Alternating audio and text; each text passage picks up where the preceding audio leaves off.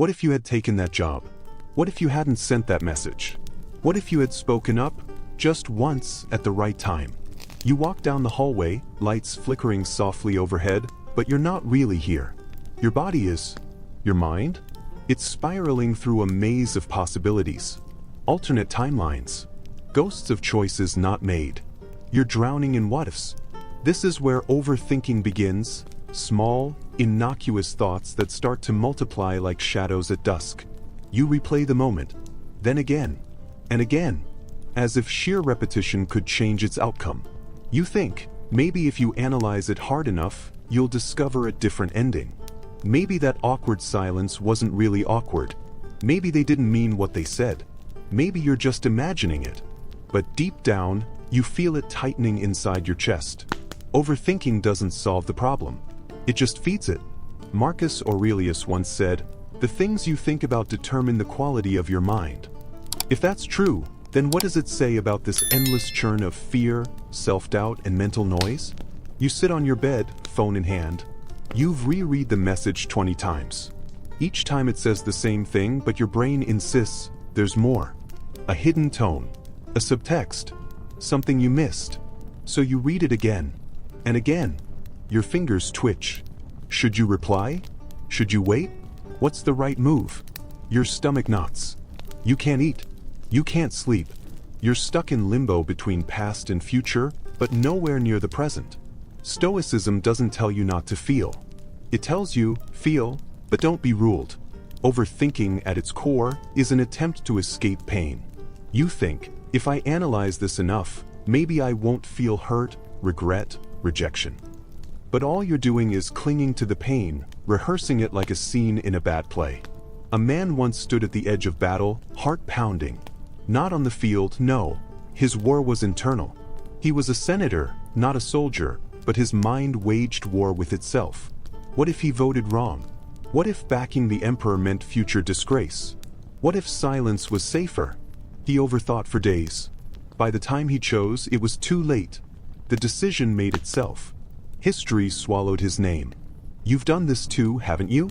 Delayed a conversation until it became a confrontation. Postponed a dream until it decayed. You hesitated, replayed the risk, analyzed every angle until the door closed. Do you remember how it felt when that opportunity passed? When your moment slipped through your fingers, not because of fate, but because of fear. Overthinking is subtle. It wears the mask of wisdom, but Stoicism unmasks it. Epictetus warned, it's not things that disturb us, but our judgments about things. You think you're being smart, careful, strategic, but often you're just afraid. And when you're afraid, your mind doesn't seek truth. It seeks comfort, reassurance, certainty. But life isn't a math problem. You won't find a formula that guarantees safety from pain. You won't decode other people's feelings by reading their words 100 times. The Stoics would say, stop. Come back to what's real. What's now? What's in your control? That conversation you keep replaying? It's gone. The job you didn't take? Gone. The person who ghosted you? Gone.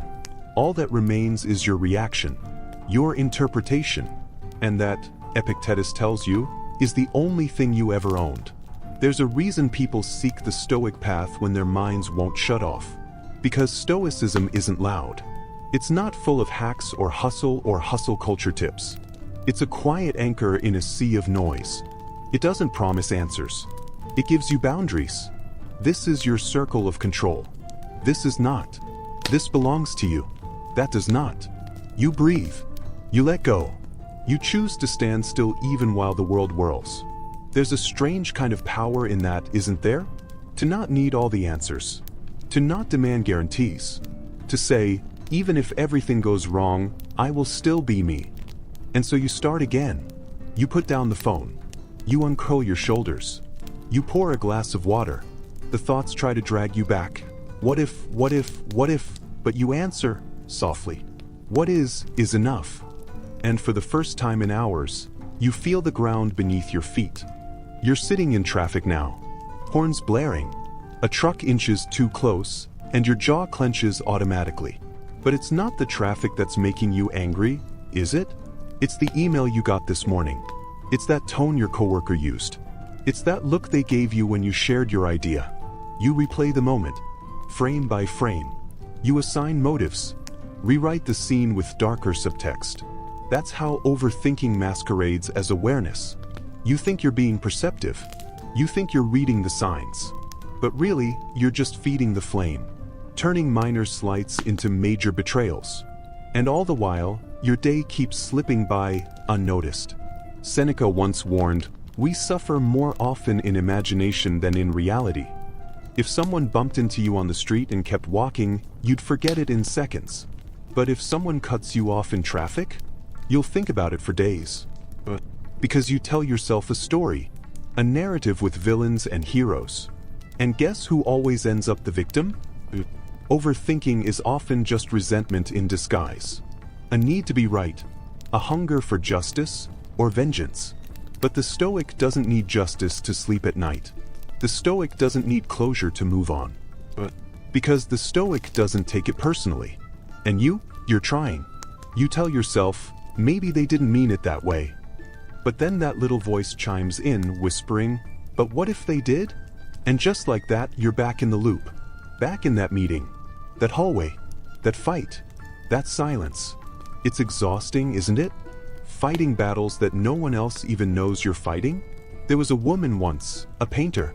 She submitted her work to a gallery and was rejected without feedback. She stewed in silence, imagining every possible reason. Too abstract, too derivative. Maybe they hated her. Maybe they laughed at her behind closed doors. For weeks, she didn't pick up a brush. What she didn't know, the curator hadn't even opened her email. Her message had gone to spam. The mind is not your enemy, but it's also not always your friend. It wants to protect you, but sometimes it overprotects. Overthinking is the mind trying to control the uncontrollable. And the Stoic laughs at that. Gently, kindly, with eyes full of knowing. Epictetus again. If you want to improve, be content to be thought foolish and stupid. What does that mean? It means don't fill in the blanks. Don't assume malice. Don't inflate the silence. You sent a text. No reply. The old you spirals. The Stoic you shrugs. Maybe they're busy. Maybe they dropped their phone in a toilet. Maybe they don't like you. So what? Is your virtue diminished by that? Are you less honest, less kind, less strong because someone didn't validate you? Here's the Stoic truth. Their opinion of you is none of your business. You remember that party you weren't invited to? The one that gnawed at you for days? You stalked their stories, zoomed in on every frame, listened for your name in every whisper. But it was all static.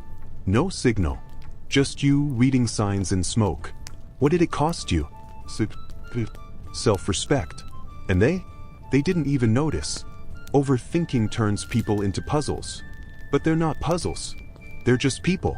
Flawed. Distracted. In their own heads, just like you. And most of the time, their actions have nothing to do with you. You don't need to know why they did what they did. You just need to know who you are. So you take a breath. You unclench your fists. You choose consciously to think less, to be more. You repeat a phrase, softly, like a lullaby, only my actions are mine. The world continues, unbothered. The traffic moves. The inbox fills. The notifications ping. But inside, there's space now. A tiny clearing. A patch of sky through the storm. And in that space, you remember, you don't need a perfect explanation. You just need peace. You wake up, and before your feet even touch the floor, your mind has already run through 5 possible disasters. The presentation might fail. Your boss might single you out. Your friend might be pulling away. You lie there, caught in a web of imagined futures, none of them kind. That's what overthinking does. It drags you into futures that don't exist, while your present slips away silently. But the Stoic? The Stoic knows that fear lives in the future. And the future, my friend, is none of your business. Marcus Aurelius wrote, "Never let the future disturb you. You will meet it, if you have to, with the same weapons of reason which today arm you against the present." So why do you keep arming yourself against phantoms? Why do you keep rehearsing tragedies that may never happen? Because worry gives you the illusion of control. You think, if you anticipate every possible outcome, maybe you'll be ready. Maybe you'll avoid pain. But the truth is, you're not preventing pain. You're multiplying it, living it twice. Once in fear, once in reality. There was a man once, a nurse. Every day, he braced himself for a mistake. An angry patient, a lawsuit, a life lost on his shift. He ran simulations in his mind like a machine. But when a real emergency hit, he froze.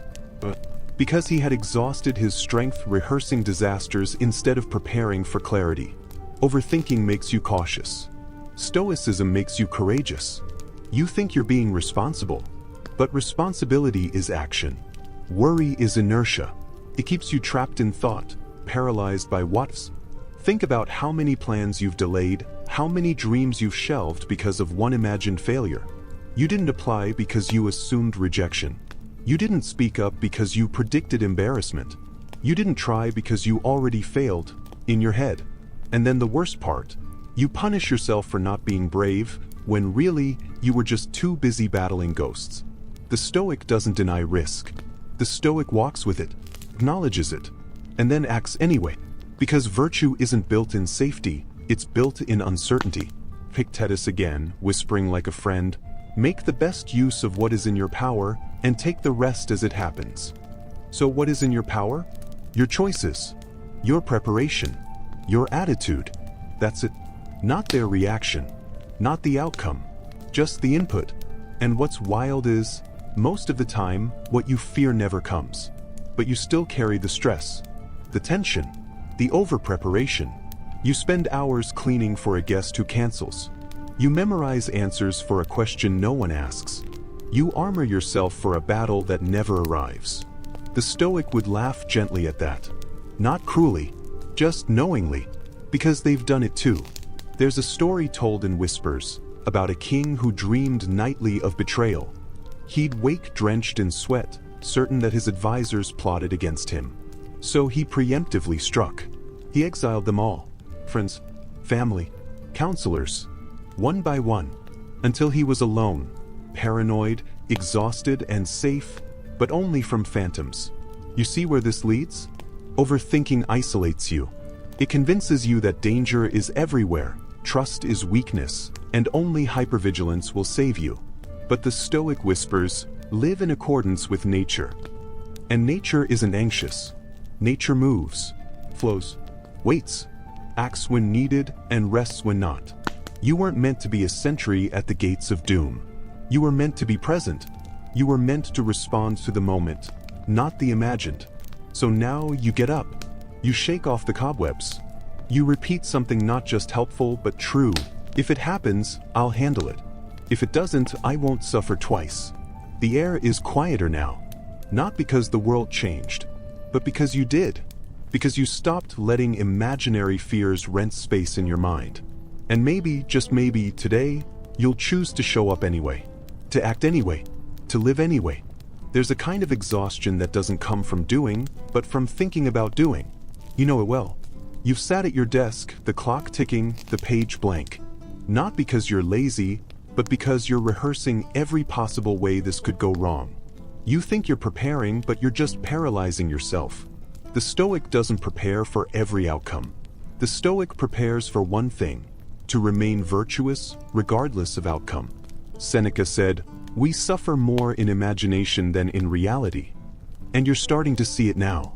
How many of your late nights, your racing thoughts, your clenched jaw, were the result of battles fought entirely in your head?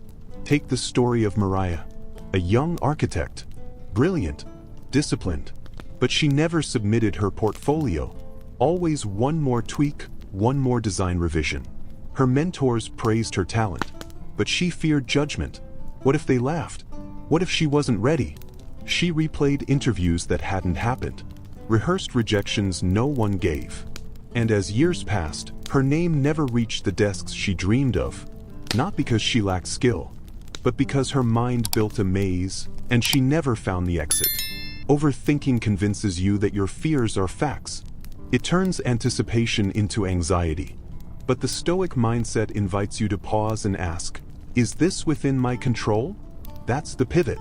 Overthinking says, What if it all goes wrong? Stoicism replies, then I'll endure it rightly. Overthinking says, I have to be ready for everything. Stoicism replies, I only need to be ready for now. You don't need to plot every conversation, solve every hypothetical, or prepare for every emotional outcome. You need to show up, fully, calmly, with the confidence that you'll meet whatever comes, when it comes. And here's the twist. When you stop spinning scenarios in your head, your clarity increases. You start hearing the room, not your racing thoughts. You start responding accurately, appropriately, instead of reacting to shadows. There's a subtle moment of transformation. The second you stop needing to control everything, you begin to master yourself. That's what Stoicism is really about. Not indifference, but presence. Not numbing emotions, but choosing the ones you'll entertain. You remember the feeling, don't you? Sitting across from someone you loved, replaying every possible way to avoid conflict, to manage perception, to get it right. But the conversation still went sideways, because while you were trying to be perfect, you forgot to be real. The Stoic would say, authenticity over anticipation. Because no armor of overthinking can save you from a moment that requires sincerity. Now let's add another layer. Because sometimes, overthinking isn't just about fear. Sometimes it's about self-doubt dressed as preparation.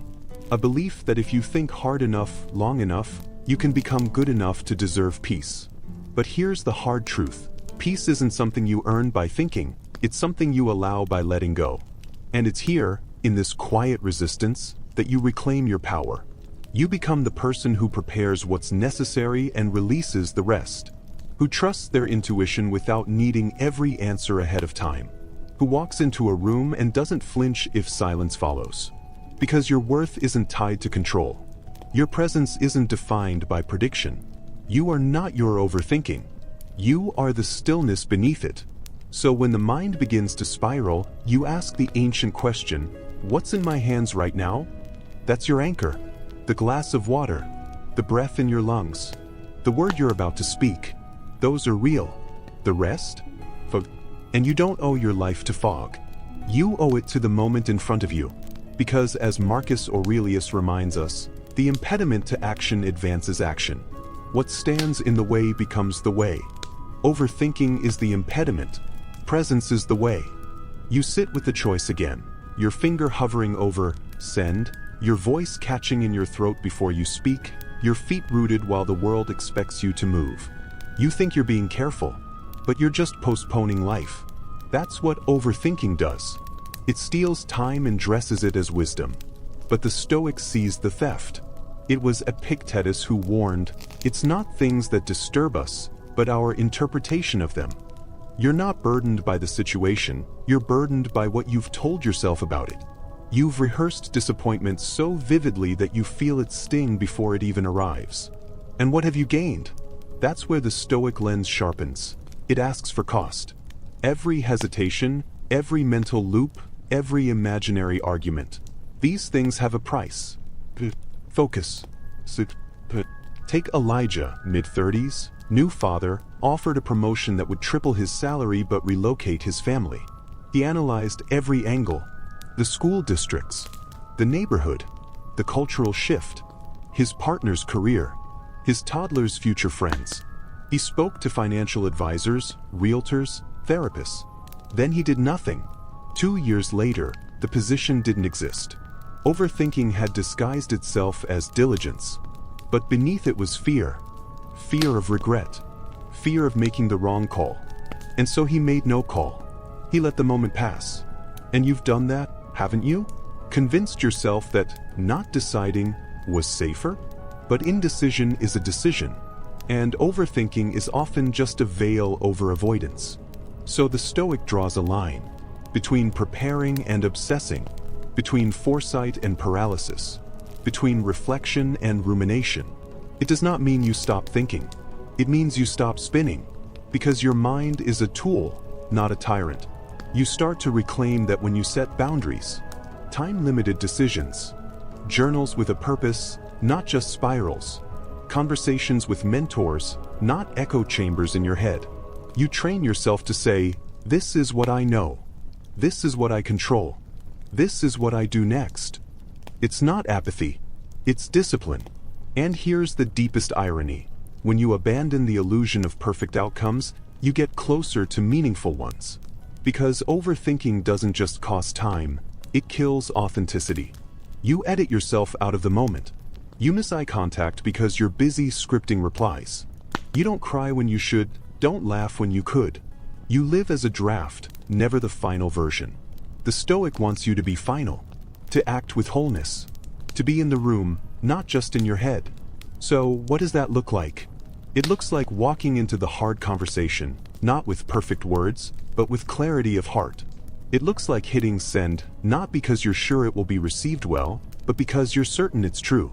It looks like leaving the job that poisons you, even if the next path isn't fully lit, because your values are more important than your plans. You start to trust that whatever comes, you'll meet it, not with panic, but with poise. That's the transformation. You stop rehearsing tragedy and start living with integrity. You stop waiting for the perfect moment and start becoming the person ready for any moment. And when fear whispers that you need more time, you answer, no, I need more presence. So yes, thinking is good. Reflection is noble. Preparation is wise. But overthinking? That's the enemy of your agency. That's the static that drowns out your instinct. That's the hesitation that steals your life in pieces. And the Stoic response is gentle, firm, and final: enough. You've thought enough.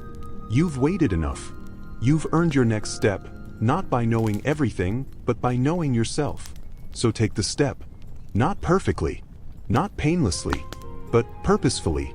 Because now you understand, the battle isn't against uncertainty. It's against your own delay. And today you win. You've reached the quiet part now, the part where the noise fades, and all that's left is you, your breath, your choice. No more spinning thoughts. No more anxious edits in your mind. Just you still calmly knowing that restlessness you've carried, it isn't who you are. It's just who you've practiced being. The tension in your chest, the way your eyes flicker while imagining worst-case outcomes, the tightening of your jaw when someone says, relax, all of it can fade. Slowly, gently. This is what it feels like to return to center.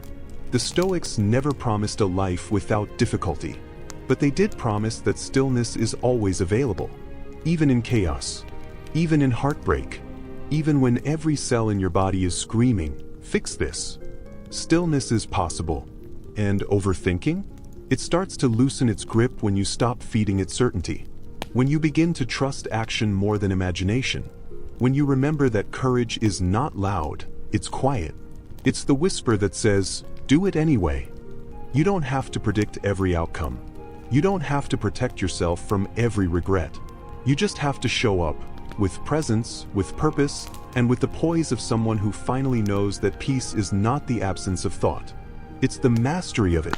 So tonight, when the thoughts come knocking, let them pass. You've already chosen your way.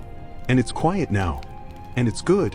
What's one moment in your life when overthinking cost you peace? Let me know in the comments. And if this helped bring you clarity, don't forget to like, subscribe, and join me in the next reflection.